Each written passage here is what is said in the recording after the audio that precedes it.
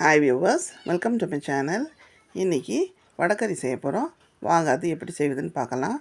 இப்போது லீவ் விட்டுறதால பசங்கள்லாம் வீட்டில் இருக்கிறதால நம்ம இந்த மாதிரி டிஃப்ரெண்ட்டான டிஷ்ஷும் செஞ்சு நம்ம பசங்களுக்கு கொடுக்கலாம். வாங்க அது எப்படி செய்வதுன்னு பார்க்கலாம். ஒரு கடாய் வச்சுக்கோங்க. அதில் ஒரு 2 குழிக்கரண்டியில் நம்ம நல்லெண்ணெய் ஊற்றிக்கலாம். ஊற்றிட்டு லவங்கு, பட்டை, ஏலக்காய் எல்லாமே ஒரு 2 பீசஸ் போட்டுக்கோங்க. அது நல்லா வெடித்து வர பிறகு நம்ம கட் பண்ணி வச்சுருக்கிற வெங்காயம் போட்டுக்கலாம். ஒரு 2 வெங்காயம் நம்ம நல்லா சாப் பண்ணி வச்சுருக்கேன். அந்த வெங்காயத்தை நம்ம இதில் சேர்த்துக்கலாம். சேர்த்துட்டு நல்லா வதக்கிக்கங்க. இந்த மாதிரி நல்லா வதக்கிக்கலாம். வெங்காயம் நல்லா வதங்கியாச்சு. இதில் காஞ்ச மிளகா ஒரு 4-5 கிள்ளி போட்டுக்கோங்க காரத்துக்கு. போட்டுட்டு அதுவும் அந்த வெங்காயத்தோடைய வதக்கிக்கோங்க. அதுலேயே கருவேப்பிலை நம்ம சேர்த்துக்கலாம்.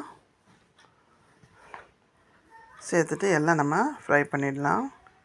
நல்லா வதங்கின பிறகு நம்ம அதில் தக்காளி போடணும். இதை நம்ம இஞ்சி பூண்டு பேஸ்ட்டு ஒரு 2 டேபிள் ஸ்பூன் போட்டுக்கோங்க.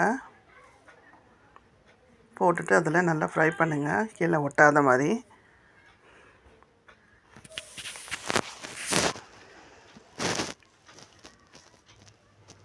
பாருங்கள், நல்லா வதங்கியாச்சு. இப்போ நம்ம கட் பண்ணி வச்சுருக்கிற தக்காளியை சேர்த்துக்கலாம். ஒரு 2 தக்காளி நான் கட் பண்ணி வச்சுருக்கேன். அந்த தக்காளியை நம்ம இதில் சேர்த்துட்டு நல்லா வதக்கிக்கலாம். இந்த மாதிரி நல்லா மிக்ஸ் பண்ணி விடுங்க, அடி பிடிக்காத மாதிரி.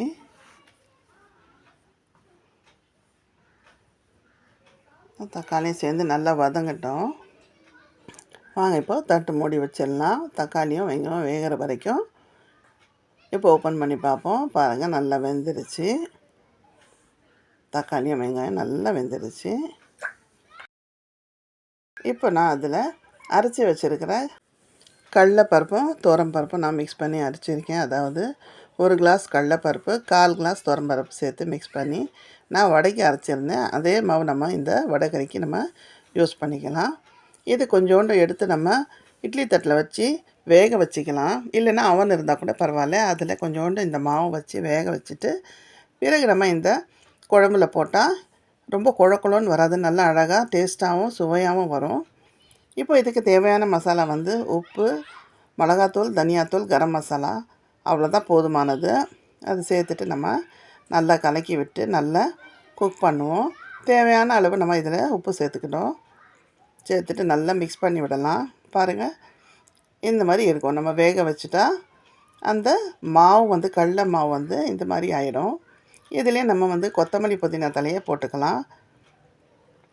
போட்டுட்டு நல்லா கொதிக்க விட்டு நல்லா கொஞ்சம் திக்கான கன்சிஸ்டன்சியில் வரச்சு நம்ம இறக்கி சர்வ் பண்ண வேண்டியதான். அவ்வளோதான், முடிஞ்சது. பாருங்கள், குக் ஆகிடுச்சு.